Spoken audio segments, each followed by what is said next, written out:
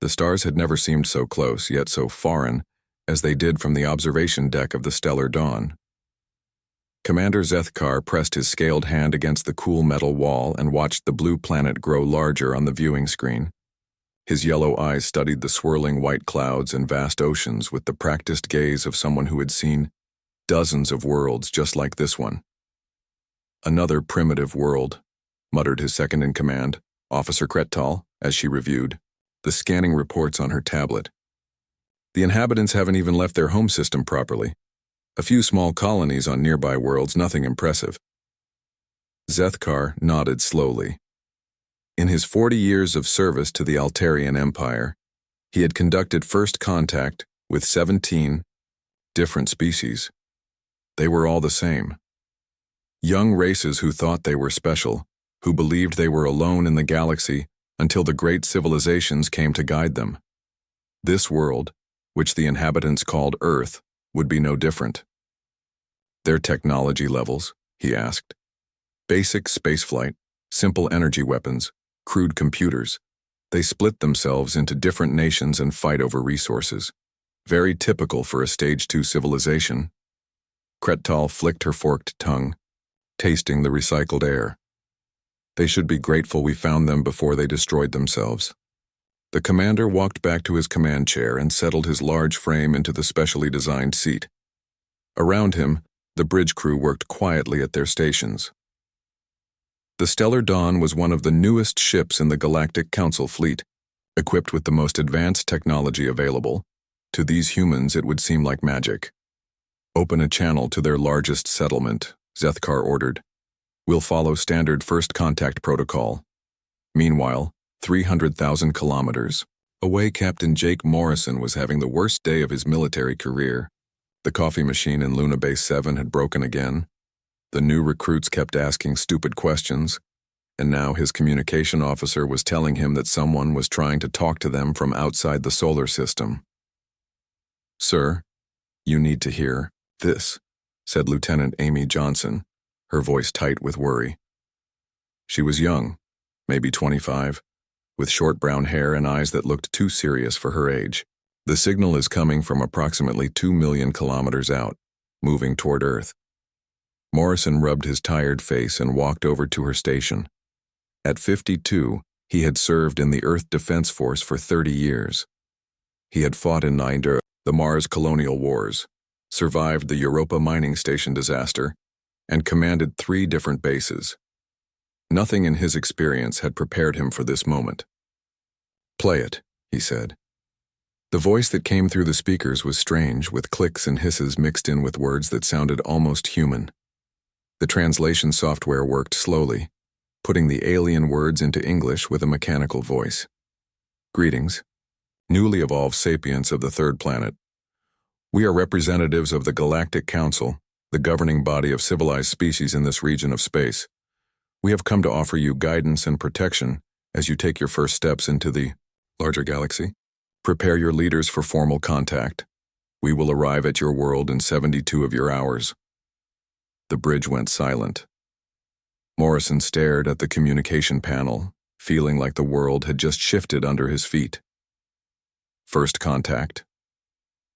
After decades of wondering if humanity was alone, the answer had come looking for them. "Get me General Miller," he said quietly, "and patch this through to Earth Command. Everyone needs to hear this." Back on Earth, Dr. Lisa Carter was having a much better day until her phone rang. She was in her laboratory at the University of California, studying tissue samples from Europa's underground oceans when her assistant burst through the door. "Dr. Carter, you need to turn on the news right now," said Gary Peterson, a graduate student who usually stayed calm under pressure. His face was pale and his hands were shaking. Lisa looked up from her microscope, annoyed at the interruption. At 38, she was one of the world's leading experts on xenobiology, the study of life that might exist on other worlds. She had spent 15 years preparing for the possibility of finding alien life. She had never imagined it would find her first. The news was showing the same footage over and over. A massive ship, easily 10 kilometers long, had appeared at the edge of the solar system. It looked nothing like human technology, with curved surfaces and a strange blue glow coming from its engines. The news anchors were trying to stay calm, but Lisa could hear the fear in their voices. Her phone rang. It was General Frank Miller, head of the Earth Defense Force. "Dr. Carter, I need you in Washington immediately. We have a situation that requires your expertise." 3 hours later, Lisa was sitting in a secure conference room deep under the Pentagon, listening to the alien message for the 10th time. Around the table sat the most important people in human government and military. President Maria Gonzalez looked tired and worried. Secretary of Defense Robert Hayes kept tapping his fingers on the table. General Miller sat at the head of the table, his weathered face showing no emotion.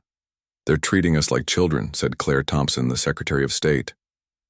She was a small woman with gray hair and sharp eyes who had negotiated peace treaties on 3 different continents. "This message isn't a greeting between equals, it's a parent talking to a child." "What do we know about their technology?" asked President Gonzalez. General Miller activated a holographic display showing the alien ship. "The vessel is massive, far beyond anything we could build. Our best estimates suggest it's powered by some form of controlled fusion, possibly antimatter. Their faster-than-light travel is completely unknown to us." Lisa studied the images of the ship.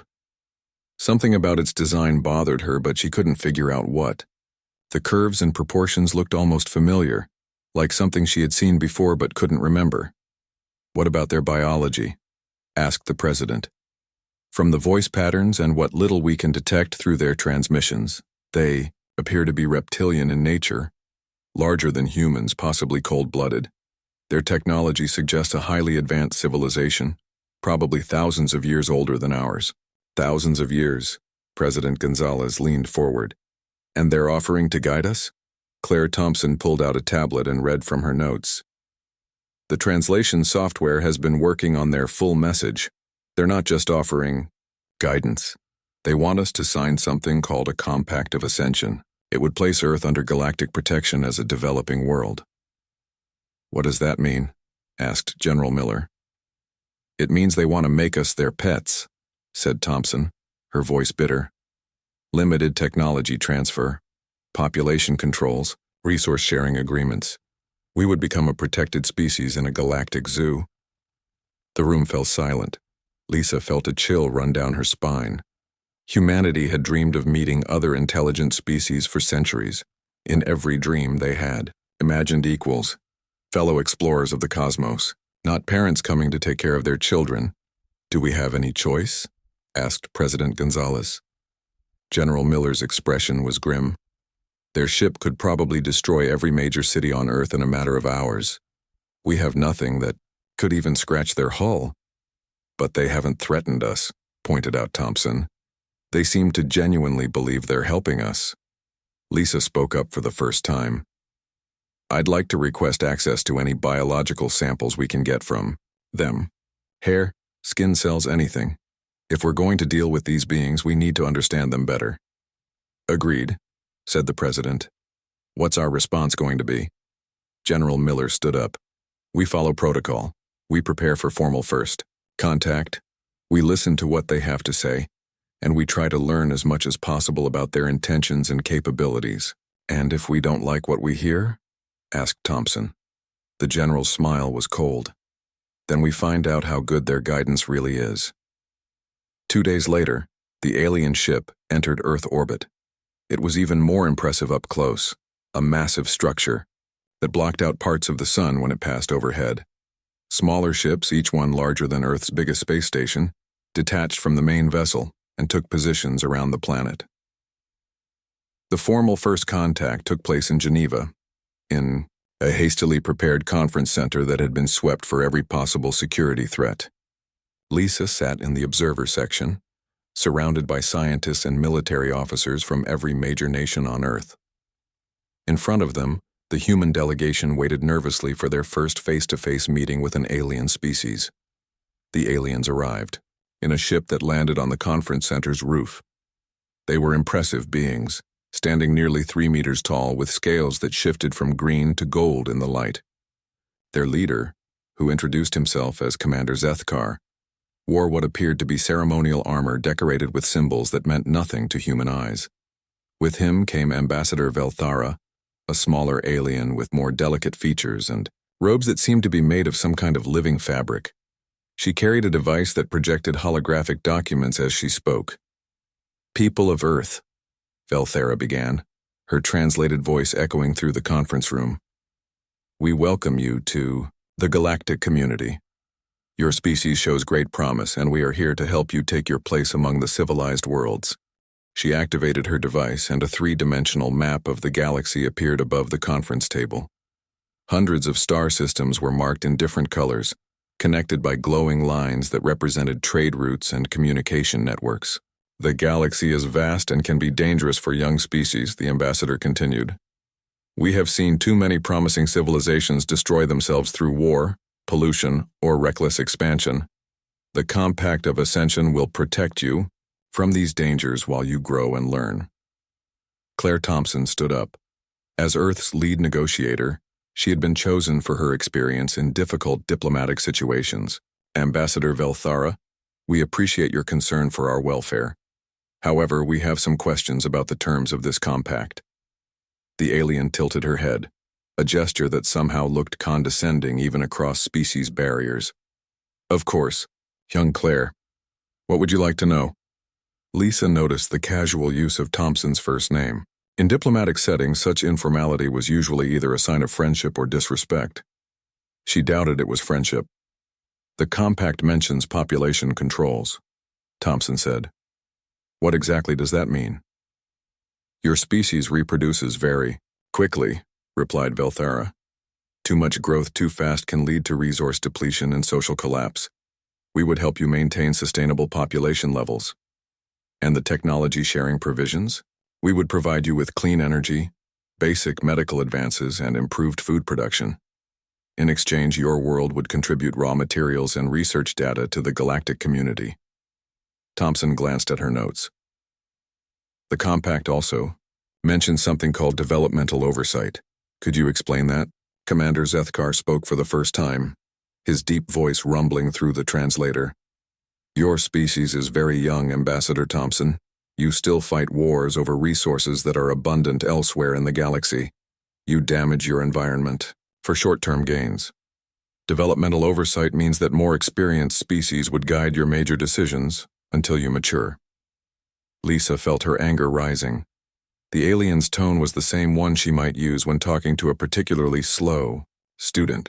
Around her, she could see other observers having similar reactions. The military officers looked like they wanted to start shooting, and the politicians were practicing their poker faces. "How long would this oversight last?" asked Thompson.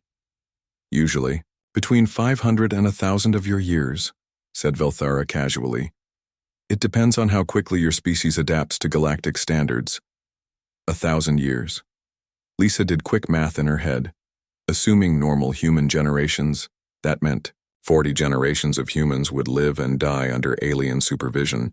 Her great-great-great-grandchildren might be the first free humans in galactic history. Thompson maintained her diplomatic composure, but Lisa could see the tension in her shoulders. "We appreciate your offer, Ambassador. However, this is obviously a decision that requires careful consideration by our governments and people. We would like to request a recess to discuss these terms." The aliens looked surprised.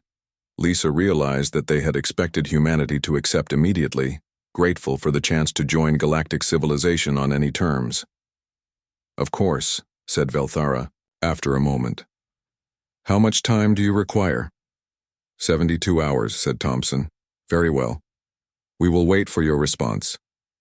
As the aliens filed out of the conference room, Lisa caught something that made her heart race. One of the minor aliens in the delegation, a younger individual who had said nothing during the meeting, had dropped something. It looked like a small piece of organic material, possibly dead skin or a scale. She palmed it quickly, hoping no one had noticed. Later, in her hotel room, she sealed the sample in a sterile container. Tomorrow, she would run every test she could think of. Something about these aliens bothered her, and she intended to find out what it was. The sample would change everything, though Lisa didn't know it yet. Hidden in the alien DNA were markers that shouldn't exist, patterns that would lead to discoveries, that would shake the foundations of everything humanity believed about their place in the galaxy. But that was tomorrow's revelation.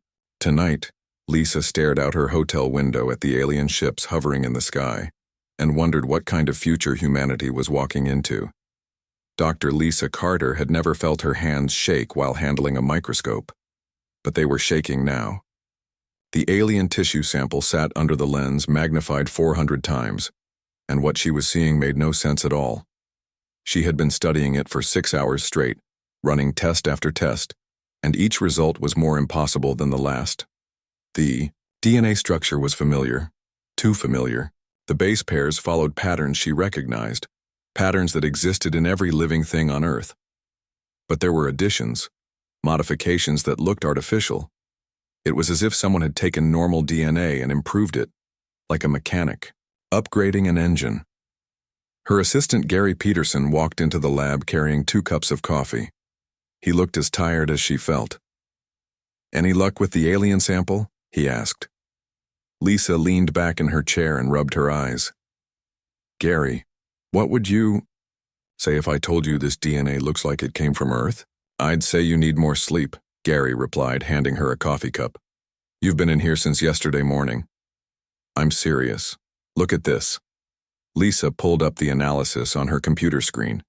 The DNA sequence filled the monitor, long chains of genetic code highlighted in different colors. "See these markers here? They match human genetic patterns. Not similar to them. They match them exactly." Gary set down his coffee and leaned closer to the screen. He had been working with Lisa long enough to know when she was onto something important. "That's impossible. These aliens evolved on a completely different world." "That's what I thought too. But look at this section here." Lisa pointed to a specific part of the sequence. "This is the genetic code for producing certain enzymes.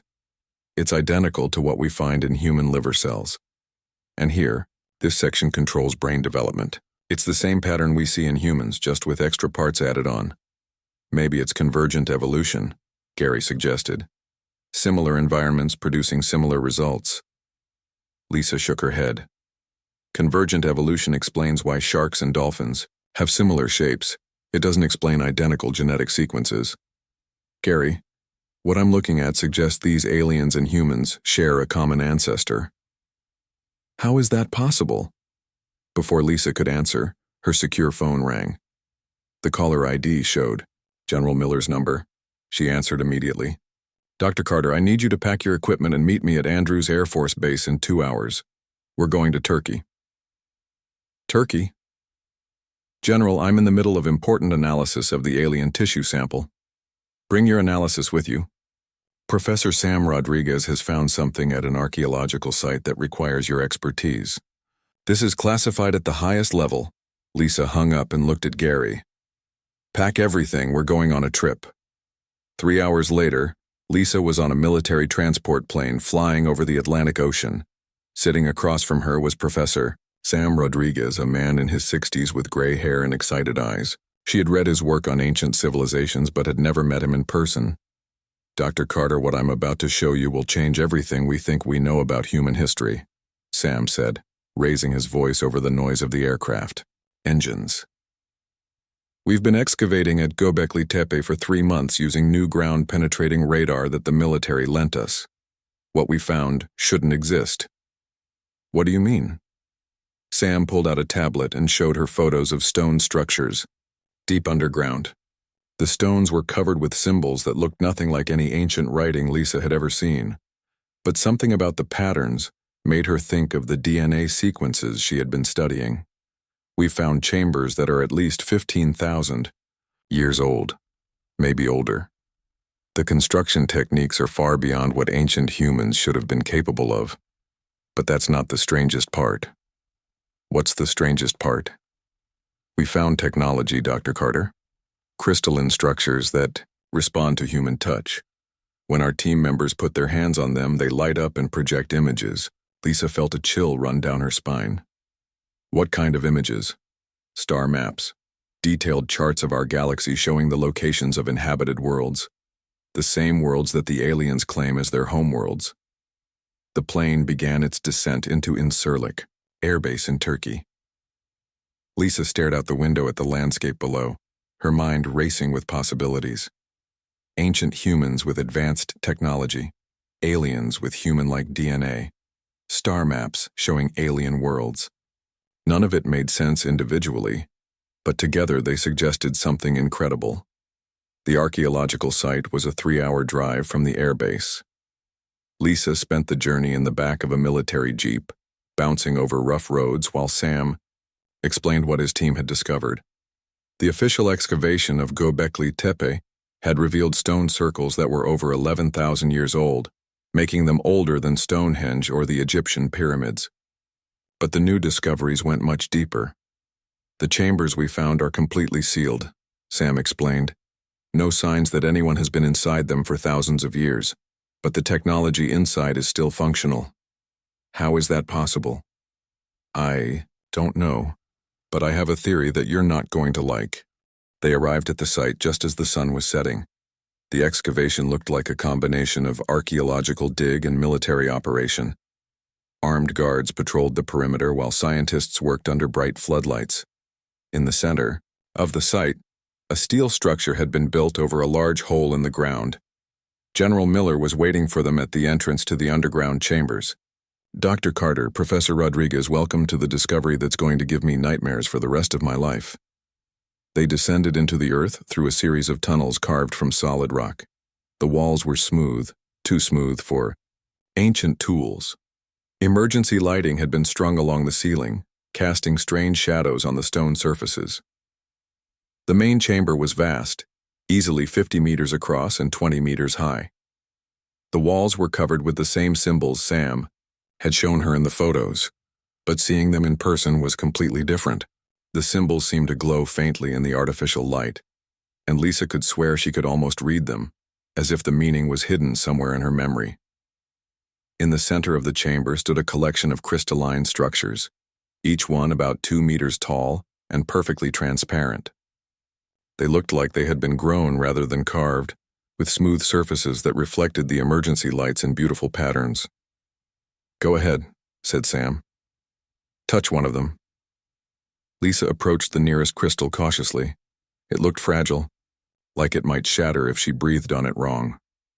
But when she pressed her palm against its surface, it felt warm and solid. Immediately, the crystal began to glow with a soft blue light, the chamber filled with holographic images. Lisa gasped and stepped back, but the images continued to project around her. It was a 3-dimensional map of the galaxy, far more detailed than anything she had ever seen. Stars and planets hung in the air like glowing jewels, connected by lines of light that seemed to represent travel routes. But what made her heart race was the center of the map. Earth sat at the hub of the entire network, with lines extending out to every inhabited world. The same worlds that the aliens had claimed as their ancient homeworlds were shown as colonies connected to Earth. "Sam, are you seeing this?" she whispered. "We've activated it dozens of times," Sam replied. "Each time it shows the same thing. Earth as the center of galactic civilization." General Miller walked over to another crystal and placed his hand on it. New images appeared, showing what looked like historical records. Lisa saw images of humans wearing advanced clothing, traveling between stars in ships that dwarfed anything in Earth's current space fleet. The humans in the images looked exactly like modern humans, but their technology was far beyond anything Earth had achieved. "How old are these records?" Lisa asked. "Based on radiocarbon dating of the organic materials, we found mixed with the crystals at least 50,000 years, Sam replied. "Maybe older." Lisa felt dizzy. "That's impossible. 50,000 years ago, humans were just starting to develop agriculture." "That's what we thought too," said General Miller. "But the evidence is right here in front of us." Lisa activated another crystal, and this time the images showed Earth itself, but not the Earth she knew. The planet was covered with cities that stretched across entire continents. Massive structures reached into space, connecting the planet to orbital stations that looked like small moons. Ships came and went constantly, carrying passengers and cargo to distant stars. This shows Earth as some kind of galactic capital, she said, her voice barely above a whisper. Keep watching, said Sam. The images changed, showing the same cities but darker, abandoned. The great structures were crumbling, the orbital stations were empty. Ships fled from Earth toward distant stars, packed with refugees. The planet itself seemed to be dying, its atmosphere filled with strange storms that blocked out the sun. What happened? Lisa asked. As near as we can tell, some kind of galactic catastrophe. General Miller replied. The records call it the Great Silence. All communication between worlds was cut off. The Empire collapsed. Lisa watched as the final images showed small groups of humans on Earth, burying technology and records in hidden chambers like this one. They were preserving knowledge for future generations, hoping that someday their descendants would rediscover their true heritage. The humans who built this expected us to find it eventually, she realized. That's not the strangest part, said Sam. He led her to a wall covered with symbols that looked different from the others. These symbols were simpler, more like the ancient writing found at other archaeological sites around the world. We've found similar symbols at dig sites on every continent, Sam explained. Sumerian tablets, Egyptian hieroglyphs, Mayan codices, Aboriginal cave paintings. They all contain the same star patterns we see in these holograms. Lisa studied the symbols, and suddenly they began to make sense. Not the individual meanings, but the overall message. It was a warning and a promise. The warning spoke of a great catastrophe that had cut off communication between the stars. The promise said that the children of Earth would someday return to their rightful place in the galaxy. Sam, I need to tell you about my analysis of the alien tissue sample, she said. She explained her discovery that the alien DNA contained human genetic markers modified and enhanced but clearly derived from human origins. Sam's eyes grew wide. You're saying the aliens are descended from humans? I'm saying it's possible. If humans had a galactic empire 50,000 years ago, and it collapsed, then the human colonies on other worlds would have been cut off from Earth. Over thousands of years, they could have evolved into different species while retaining the basic human genetic foundation. General Miller had been listening quietly, but now he spoke up. Dr. Carter, are you suggesting that these aliens who want to protect us are actually our own descendants? I'm saying the evidence points in that direction. The aliens claim their civilization is 12,000 years old. That matches the timeline for when the Great Silence ended, and communication between worlds became possible again. They've forgotten their origins, but the genetic evidence is still there. The three of them stood in the ancient chamber, surrounded by holographic images of humanity's lost empire. The implications were staggering. If Lisa was right, then the condescending aliens who wanted to guide humanity's development were actually the children of human colonies, returning to a homeworld they had forgotten. What do we do with this information? Asked Sam. General Miller's expression was grim. First, we verify it. I want teams at every major archaeological site on Earth, looking for more chambers like this one. Second, we need to find out if there are other installations that might still be functional. What about the aliens? Lisa asked. We don't tell them anything yet. If they've forgotten their origins, there's a reason for it. We need to understand the full situation before we reveal what we know. Lisa nodded, but she was thinking about the alien delegation waiting in Geneva for humanity's answer to their compact of ascension. The aliens saw humans as children who needed guidance and protection. But what if the truth was exactly the opposite? What if the humans were the parents and the aliens were the children who had forgotten where they came from? There's something else, she said. If these chambers exist on Earth and if humans really did have colonies on other worlds, then similar installations might exist on the alien homeworlds too. You think the aliens have their own buried archives? Asked Sam. I think they might have archives they don't even know about. Archives that could tell us the complete story of what really happened during the Great Silence. General Miller activated his communication device. I'm calling for backup teams and additional equipment. We're going to tear this planet apart if we have to, but we're going to find every piece of evidence that exists. As they prepared to leave the chamber, Lisa took one last look at the holographic galaxy map still glowing around them. Earth sat at the center of it all, the hub from which human civilization had spread to the stars. For 50,000 years, that civilization had been lost, scattered, and forgotten. But now the children were coming home, and they didn't even know it. Captain Jake Morrison had seen many strange things during his 30 years in the Earth Defense Force, but the dark side of the moon had always been empty. Now, as his shuttle approached the coordinates that Dr. Carter's team had discovered in the Turkish archives, his instruments were showing massive structures buried beneath the lunar surface. "Amy, are you getting these readings?" he asked his pilot, Lieutenant Amy Johnson. She was one of the best pilots in the fleet, steady under pressure and smart enough to ask the right questions. "Yes, sir. There's definitely something big down there. The metal composition is unlike anything in our databases." Amy adjusted their approach vector, bringing them lower over the barren landscape. "Sir, those structures are huge. I'm reading at least 50 square kilometers of buried facilities." Morrison studied the scanner display. The buried installation was enormous, easily the size of a major city. But what worried him was how old it looked. The metal showed signs of extreme age, yet the power readings indicated that something inside was still active. "Rick, what do you think?"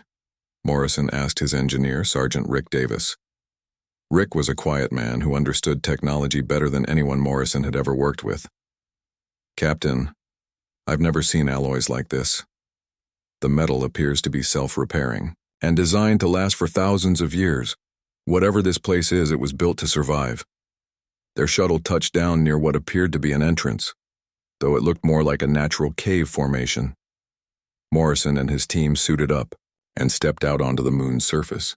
The Earth hung in the black sky above them, a blue and white marble that seemed impossibly fragile from this distance.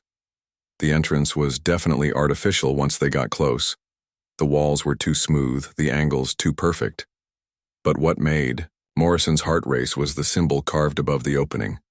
It was the same symbol they had found in the Turkish chamber, the one that seemed to represent Earth. "This is definitely connected to what Dr. Carter found," he said into his radio. "Rick, can you get us inside?" Rick approached the entrance with his scanning equipment. "There's some kind of security system, but it's not responding to any signals. I'm sending." He paused and looked at the carved symbols more carefully. "Captain, I think it's waiting for something." "What kind of something?" "Biological identification, maybe. Like a fingerprint scanner, but more advanced." Morrison walked up to the entrance and placed his gloved hand on the largest symbol. Nothing happened for a moment. Then the entire wall began to glow with soft blue light. The stone slid apart silently, revealing a tunnel that stretched deep into the moon's interior. "Well, that's not creepy at all," Amy muttered. They activated their helmet lights and entered the tunnel. The walls were covered with the same symbols they had seen in Turkey, but these were more detailed, more complex. Morrison felt like he was walking through a library written in a language he almost understood. The tunnel opened into a vast chamber that took Morrison's breath away. It was easily a kilometer across, with a domed ceiling that disappeared into darkness above them. The floor was covered with crystalline structures similar to the ones in Turkey, but these were larger and more complex, and everything was glowing, with the same soft blue light. "My God," whispered Amy. "How long has this been here?" Rick was already scanning the chamber with his equipment. Based on the construction materials and the lack of lunar dust inside, I'd say at least 20,000 years, maybe much older. Morrison approached the nearest crystal formation. It was beautiful, like a frozen waterfall made of pure light. When he touched it, the entire chamber came alive with holographic displays that filled the air around them. The images were similar to what Dr. Carter had described from Turkey, but much more detailed. Morrison watched as the history of humanity's galactic empire unfolded before his eyes. He saw vast fleets of ships traveling between stars, carrying millions of people to new worlds. He saw cities that stretched across entire continents, powered by technology that seemed like magic. But then came the darkness. The images showed what the archives called the Great Silence, a galactic catastrophe that cut off all communication between worlds. Morrison watched as solar storms triggered by some unknown cosmic event swept across the galaxy. The storms disrupted faster-than-light travel and destroyed communication networks. "Look at this," Rick called out from another crystal display. "This one is showing Earth during the catastrophe." Morrison joined him and watched as the planet's advanced civilization crumbled. The great cities were abandoned as their power systems failed. The orbital stations fell from the sky like burning stars. Millions of people fled to underground shelters, hoping to survive until the storms passed. But the most shocking part came next. The images showed the surviving humans making a terrible decision. Using advanced technology, they deliberately suppressed their own civilization.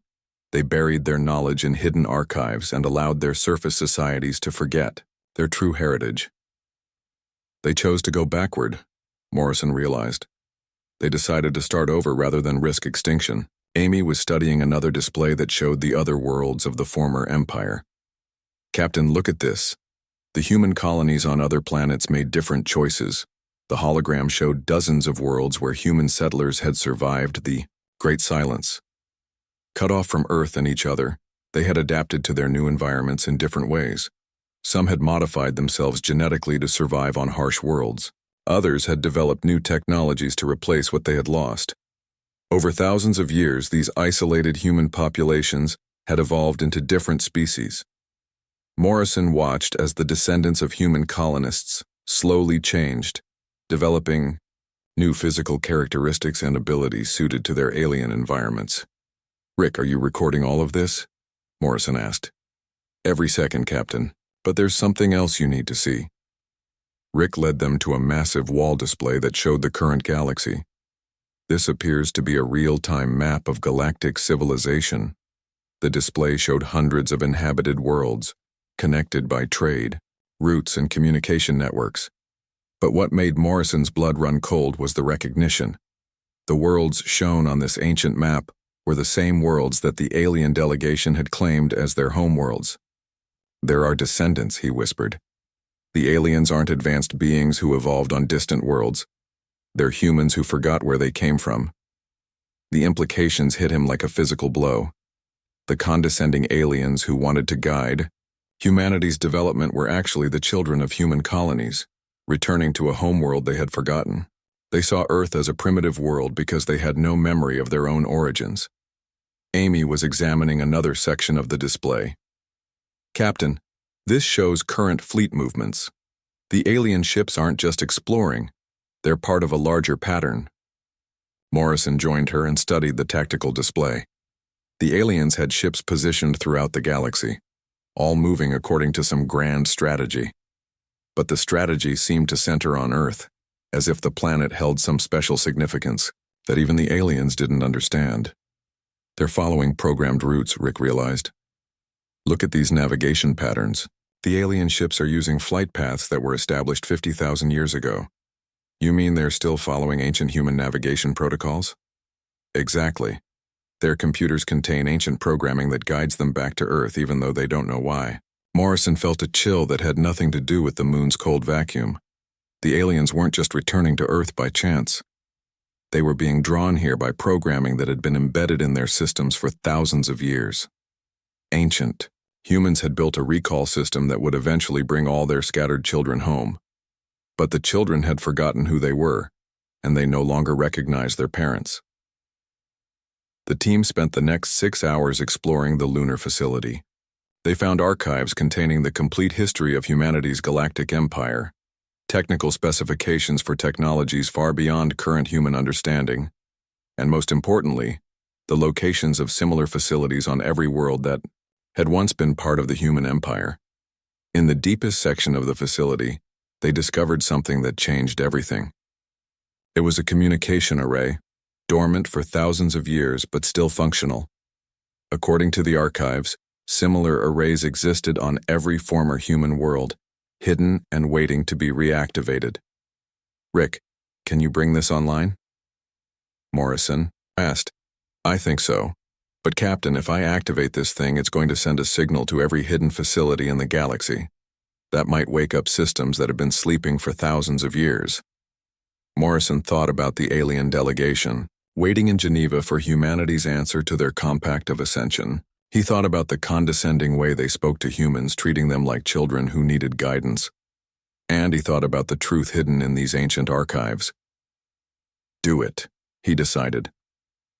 Rick activated the communication array, and the lunar facility came fully alive for the first time in millennia. Lights blazed throughout the complex as systems that had been dormant for 50,000 years awakened to full power.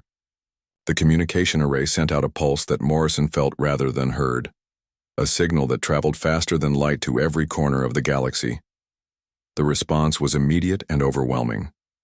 The array's screens filled with incoming signals from dozens of worlds. They were automated responses from hidden facilities, status reports that were thousands of years late.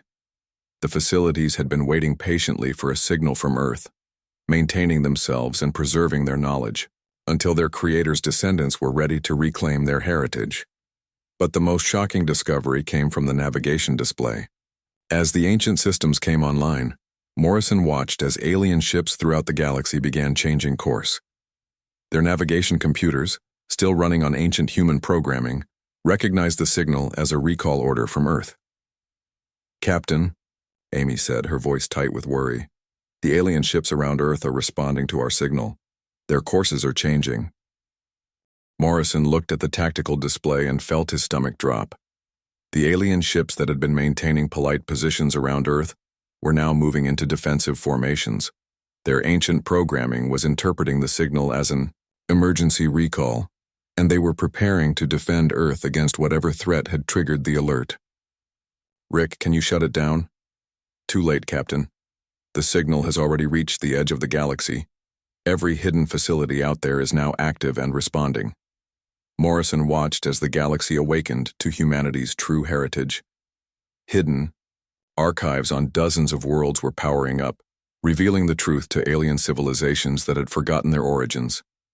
Ancient navigation systems were overriding modern controls, forcing ships to acknowledge Earth as their command center. Their children were coming home, whether they wanted to or not. But they no longer remembered their parents, and Morrison wasn't sure they would be happy to learn the truth. The aliens had built their own civilizations, developed their own cultures, and established their own sense of identity. Learning that they were actually the descendants of primitive Earth humans might not be welcome news. "We need to get back to Earth immediately," Morrison decided. "General Miller needs to know what we've triggered." As their shuttle lifted off from the lunar surface, Morrison looked back at the now blazing facility beneath them. For 50,000 years it had waited patiently for humanity to rediscover their heritage. Now the wait was over, and the galaxy was about to learn a truth that would change everything. The question was whether humanity was ready for their children to come home, and whether those children would accept the truth about their forgotten past. Morrison had a feeling that the next few days were going to determine the fate of every intelligent species in the galaxy. In the distance, he could see the alien ships around Earth beginning to move into new formations. Their ancient programming was awakening, and they were preparing to carry out orders that had been given 50,000 years ago. Orders that recognized Earth as the center of galactic civilization and humans as their ultimate authority. The galaxy was about to remember who had created it, and Morrison hoped humanity was ready for the responsibility that came with being everyone's forgotten ancestors. General Frank Miller had not slept in 36 hours, and the coffee in his mug had gone cold hours ago. The Situation Room deep, beneath the Pentagon, was filled with tired faces and tense voices as reports flooded in from around the globe. What Captain Morrison had discovered on the moon was changing everything, and not necessarily for the better. "Sir, we have confirmation from teams at 17 archaeological sites," reported Colonel Sarah Martinez, his aide. "Every major ancient site on Earth contains hidden chambers with active technology. Stonehenge, the Great Pyramid, Angkor Wat, Machu Picchu, they're all connected to the same network." Miller studied the global map on the main screen. Each confirmed site was marked with a glowing dot, and lines of light connected them all in a pattern that resembled a giant circuit board. Earth itself had become a massive computer system, awakening after thousands of years of sleep. "What about the alien ships, Endar?" he asked. "That's where things get complicated, sir." Martinez activated another display showing orbital tracking data. "The alien vessels around Earth have moved into defensive positions, but they're not threatening us. Their behavior suggests they're protecting Earth from something, not preparing to attack it." Dr. Lisa Carter entered the Situation Room looking exhausted but excited. She had been working non-stop since returning from Turkey, analyzing data from all the newly discovered sites. "General, I need to brief you on what we've learned about the alien DNA patterns." "Go ahead, Doctor." Lisa activated a holographic display showing genetic sequences. "I've compared tissue samples from 3 different alien species with the genetic markers we found in the ancient human archives. The results are conclusive. Every alien species we've encountered carries modified human DNA. Modified how? Enhanced. For specific environments. The Altarians have genetic modifications that help them survive on high-gravity worlds with thin atmospheres. The Centaurans have enhanced intelligence and longer lifespans. The Vegan colonies developed better radiation resistance." Lisa paused and looked directly at Miller. "General, these aren't separate species that evolved independently. They're different branches of the human family tree." Miller felt a headache building behind his eyes. "So the aliens really are our descendants? More like cousins. When the ancient human empire collapsed, the colonies that survived made different choices about how to adapt. Some modified themselves genetically, others focused on technology, and some chose to forget their past entirely." Lisa pulled up another display showing family tree diagrams. "But they all started from the same source. Us." Colonel Martinez interrupted with an urgent report. "General, we're getting strange readings from Mars. Captain Morrison's team is investigating, but the polar installations there are showing massive power signatures." "What kind of installations?" "Manufacturing facilities, sir, and they appear to be activating." Miller turned to Dr. Carter. "Doctor, what would ancient humans have built? On Mars?" "Based on the archives we've found, Mars was the military command center for the human empire. If there are manufacturing facilities there, they would be designed to produce ships and weapons." The general felt his stomach drop. Ancient human weapons manufacturing coming online just as alien fleets were moving into defensive positions around Earth was not a combination he wanted to think about. "Get me a direct line to Captain Morrison." Meanwhile, 300 million kilometers away, Captain Morrison was having the most surreal day of his career. The Martian facility he had discovered beneath the polar ice was enormous, easily 10 times larger than the lunar installation. And unlike the archives they had found elsewhere, this facility was clearly designed for production. "Captain, you need to see this," called Rick Davis from across the massive factory floor. He was standing next to what appeared to be a partially constructed spacecraft, but it was unlike anything in Earth's current technology. Morrison walked over to examine the ship. It was sleek and organic-looking, as if it had been grown rather than built. The hull appeared to be made of the same self-repairing material they had found in the other installations, but this ship was much more advanced than anything the aliens had shown them. "Rick, is this thing functional?" "More than functional, sir. The manufacturing systems have been working autonomously since we activated the lunar communication array. This ship was completed about 6 hours ago." Rick ran his scanner over the hull. "Captain, the technology in this vessel is centuries ahead of anything currently in use by the galactic civilizations." Amy Johnson climbed out of the ship's cockpit, her face pale with amazement. "Sir, the navigation computer recognizes me as authorized personnel. It's offering to take me anywhere in the galaxy." Morrison studied the ship's design. It was beautiful in a way that human technology rarely achieved, combining form and function into something that looked almost alive. But what worried him was the obvious weapon systems built into the hull. "What's the armament like?" "Scary, sir," Amy replied. "The weapons are designed to disable rather than destroy, but they could take apart any ship in the current galactic fleet without breaking." A sweat Morrison's radio crackled with an incoming transmission from Earth. General Miller's voice was tense with urgency. "Morrison, what's your status?" "General, we've found a manufacturing facility that's been producing advanced spacecraft. The technology is far beyond anything the aliens have shown us." "How far beyond?" Morrison looked at the sleek ship beside him and the dozen others that the facility had already completed.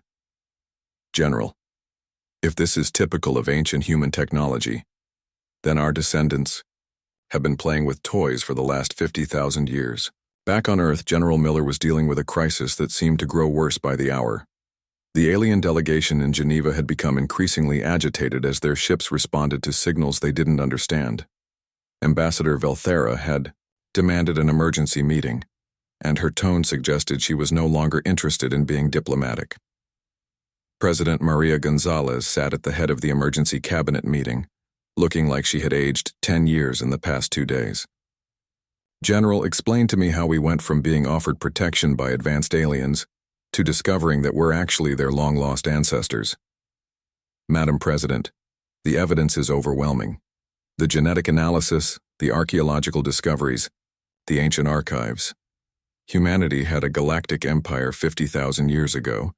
When it collapsed, we chose to forget our past while our scattered colonies evolved into the current alien civilizations." Secretary of State Claire Thompson looked up from her briefing papers. "What are we going to tell the aliens? They're waiting for our response to their compact of ascension, and now we know they're actually our own descendants trying to adopt their parents." "That's not the worst part," said Dr. Carter, entering the meeting room with a new stack of data. "I've been analyzing the ancient archives and I found something disturbing. The Great Silence wasn't a natural disaster, it was caused by a war." The room fell silent. President Gonzalez leaned forward. "What kind of war?" "A civil war within the human empire. The archives describe a conflict between different factions of humanity who disagreed about the direction of galactic civilization. One side wanted to continue expanding and uplifting new species. The other side believed that humanity was spreading too fast and losing its identity."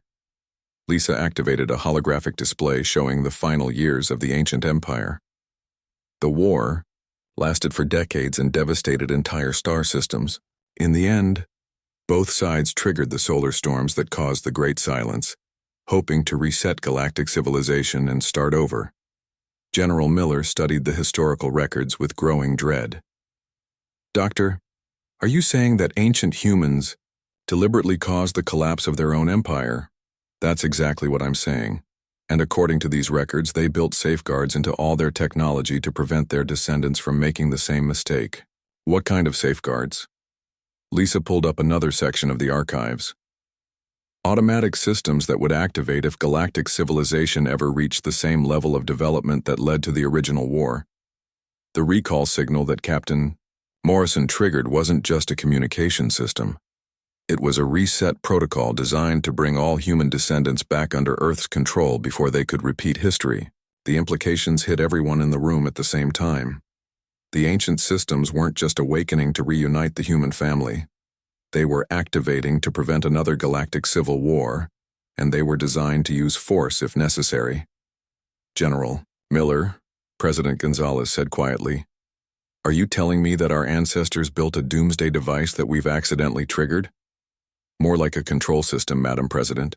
The ancient humans didn't trust their descendants to govern themselves wisely, so they built systems that would automatically take control if necessary." Colonel Martinez burst into the meeting room with an urgent report. "General, the alien ships around Earth are receiving override signals from the ancient systems. Their navigation computers are being taken over by programming they can't resist." Miller turned to the main display and watched as the alien fleet formations changed in real time. The ships were no longer under the control of their crews. Ancient human programming was directing their movements, forcing them into positions that would give Earth complete control over galactic space lanes. "Sir, we're also receiving reports from deep space monitoring stations. Ships throughout the galaxy are experiencing the same override. Every vessel with ancient human technology in its navigation systems is being recalled to Earth." Dr. Carter realized the scope of what was happening. "General, the ancient humans didn't just build archives and manufacturing facilities. They built a control system for the entire galaxy, and we've just activated it. On the alien flagship orbiting Earth, Commander Zethkar was experiencing something that no military officer ever wanted to face. His ship was no longer under his command. The navigation computer had locked him out and was following orders from an unknown source. "Commander, all our systems are responding to signals from the planet's surface," reported his communications officer. "We cannot override the commands." Zethkar stared at the blue planet below them, feeling a mixture of confusion and growing fear. His people had the most advanced technology in the galaxy, yet something on that primitive world was controlling their ships like toys. "What about our weapon systems?" "Offline, sir. The override has disabled all offensive capabilities." Ambassador Velthara entered the bridge, her ceremonial robes replaced by practical clothing that suggested she was preparing for an emergency. "Commander, our historians have been analyzing the symbols and technology we observed on Earth. We need to speak with the human leaders immediately. What have you discovered?" "We believe the humans may not be as primitive as we assumed. Some of the technology signatures we're detecting match references in our oldest historical records, texts, that we always assumed were mythology." Zethkar felt a chill run down his spine. "What kind of mythology?" "Stories about the first ones, the ancient race that supposedly gave rise to all galactic civilization. The texts describe them as the parents of all intelligent species, beings who ruled the galaxy before the Great Darkness fell." "You think the humans are connected to these first ones?" "Commander, I think the humans might be the first ones."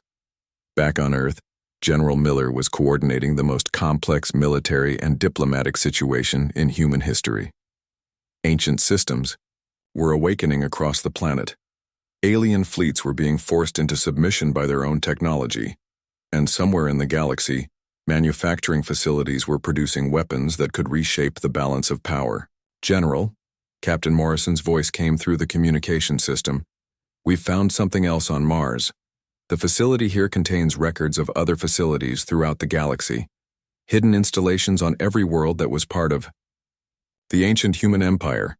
"What kind of installations?" "Command centers, sir. Systems designed to take control of local governments and militaries if the recall protocol was ever activated." "General, our ancestors didn't just hide archives for us to find. They built a system to retake control of the galaxy." Miller looked around the situation room at the tired faces of Earth's leaders. They had gone to sleep thinking they were about to become junior members of a galactic civilization. They had awakened to discover they were the returning masters of an empire their ancestors had built 50,000 years ago. The question now was whether they were ready for the responsibility, and whether the galaxy would accept the return of its long-lost creators. The emergency session in Geneva was unlike any diplomatic meeting in human history. Ambassador Velthara sat across from President Maria Gonzalez, but the usual positions of power had completely reversed. The alien ships orbiting Earth were no longer under alien control, and everyone in the room knew it. "President Gonzalez," Velthara began, her translated voice carefully controlled, "we need to discuss the current situation. Our ships are responding to commands from your planet, commands that we did not issue." Claire Thompson, sitting beside the president, had spent the last 12 hours preparing for this moment. The weight of 50,000 years of hidden history rested on what she said next. "Ambassador, we have made some discoveries about our shared past that may explain what is happening." "Shared past?" Commander Zethkar leaned forward, his scaled face showing confusion. "We have only known of your species for a few days." Dr. Lisa Carter activated a holographic display that filled the center of the conference room. The image showed the galaxy as it had been 50,000 years ago, with trade routes and communication networks all centered on Earth. "Commander, Ambassador, I want to show you something that will change how you see your own history." The display shifted to show genetic comparison charts between humans and the various alien species. The similarities were undeniable, highlighted in colors that made the relationships clear even to non-scientists. "What you're looking at is proof that all of our species share common ancestors," Lisa continued. "Specifically, you are the descendants of human colonies that were established throughout the galaxy tens of thousands of years ago." Velthara stared at the genetic charts, her large eyes reflecting the holographic light. That is impossible. Our people evolved naturally on our homeworld of Altair Prime. You evolved on Altair Prime, yes. But your ancestors didn't originate there. They were human colonists who modified themselves to survive on your world's harsh environment. Lisa pulled up more detailed genetic analysis. The modifications are still visible in your DNA. Enhanced bone density for high gravity, improved lung capacity for thin atmosphere, modified metabolism for extreme temperatures. Commander Zethkar stood up abruptly, his massive frame towering over the conference table. You are saying that we are descended from your people? That humans are our ancestors? President Gonzalez spoke carefully, knowing that the next few minutes could determine whether this ended in peace or war. Commander, we understand how difficult this must be to accept. We only learned the truth ourselves a few days ago. But the evidence is overwhelming. General Miller, participating via a secure video link from the Pentagon, added his voice to the conversation. Commander, your ships are responding to ancient human technology because they were built using systems that our ancestors designed. The navigation computers, the communication arrays, even the weapon systems all contain programming that recognizes Earth as the command authority. This is why our ships will not obey our orders? Asked Velthara. Yes, replied Dr. Carter. When we accidentally activated the ancient recall protocol, we triggered systems that had been dormant for thousands of years. Your ships are following programming that was installed by their original creators. The room fell silent as the implications sank in. Finally, Commander Zethkar spoke, his voice heavy with emotion. If what you say is true, then everything we believe about our history is wrong. Not wrong, said President Gonzalez gently. Incomplete. Your people did build great civilizations on distant worlds. You did develop amazing technologies and create beautiful cultures. You just did it after your ancestors left Earth, not instead of it. Velthara was studying the genetic charts with growing fascination. The similarities are remarkable, but why was this knowledge lost? Why did we forget our origins? Dr. Carter activated another section of the historical archives. Because your ancestors chose to forget. The ancient human empire ended in a devastating civil war. When the survivors realized what they had done, they decided that the knowledge of how to build such a powerful civilization was too dangerous to preserve. The display showed images of the final days of the human empire, cities burning on dozens of worlds, massive fleets destroying each other in battles that lasted for years. It was a warning about what could happen when a galactic civilization became too powerful for its own good. The colonies that survived made different choices about how to move forward, Lisa continued. Some, like your ancestors, chose to develop new technologies while forgetting their origins. Others focused on genetic modification. A few tried to preserve the old knowledge in hidden archives. And Earth? Asked Zethkar. Earth chose to start over completely. The survivors buried their technology and deliberately returned to a simpler way of life, hoping that their descendants would eventually rediscover their heritage, but avoid repeating the same mistakes. President Gonzalez stood up and walked to the window overlooking Lake Geneva.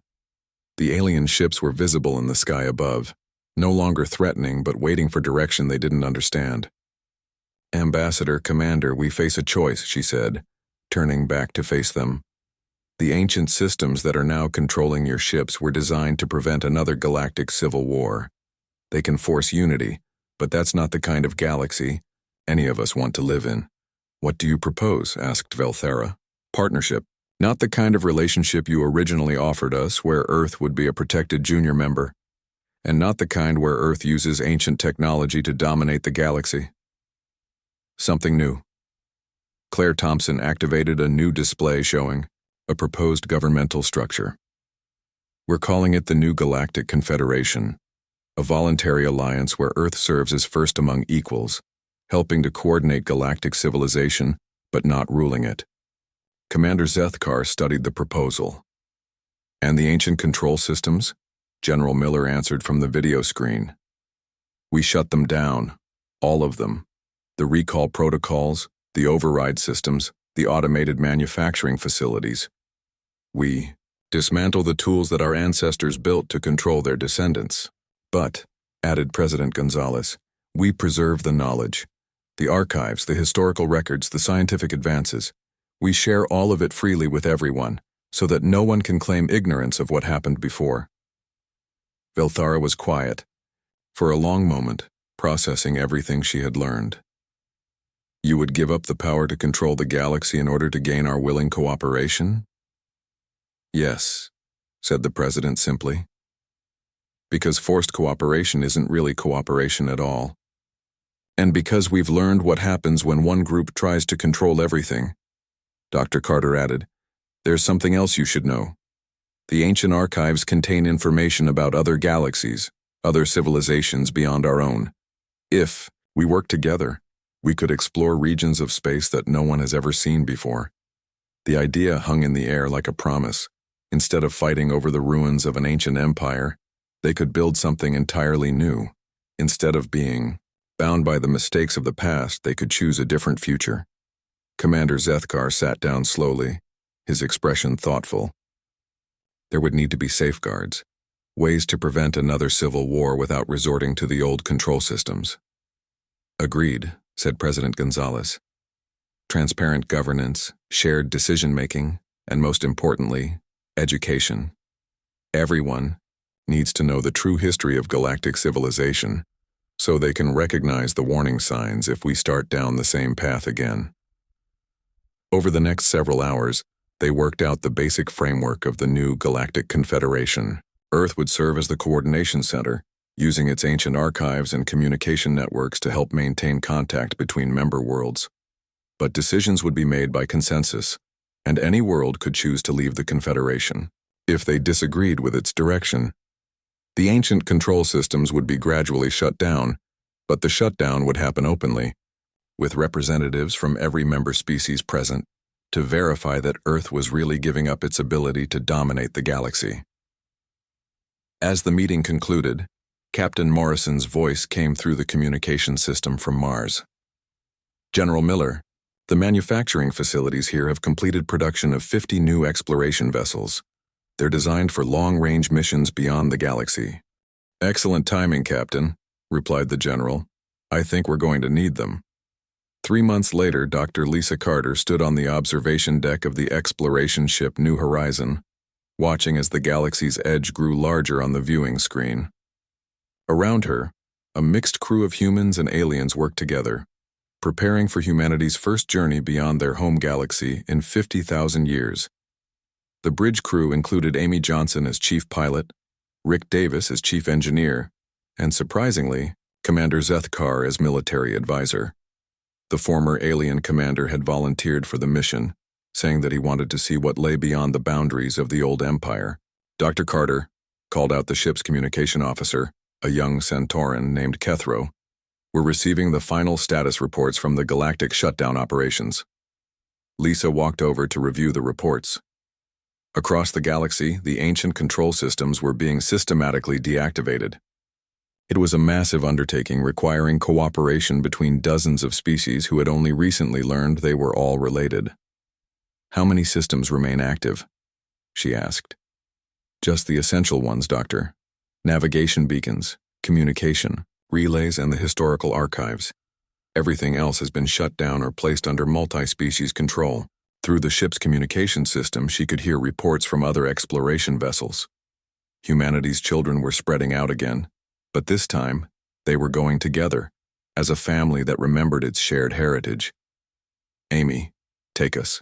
Through the galactic barrier, Lisa commanded. The New Horizon accelerated past the edge of the Milky Way galaxy and into the vast emptiness beyond. On the viewing screen, other galaxies appeared as distant spirals of light, each one containing billions of stars and countless possibilities.